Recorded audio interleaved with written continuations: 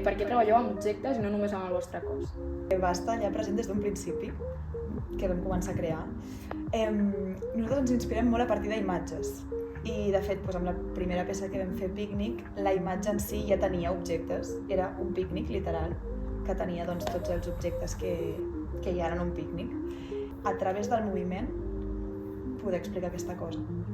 Sí. Penso que també ens interessa molt el generar imatges, com crear un escenari que quan el públic entra o arriba o el que sigui reconeixible d'alguna manera i si pugui dir, això jo m'hi sento identificat, o no sé, una taula i unes cadires, tots ho tenim a casa, o un pícnic. La primera peça que vam fer es diu Picnic on the Moon. I us veu conèixer per això? No, ens vam conèixer quan teníem 12 anys o 13, estudiant.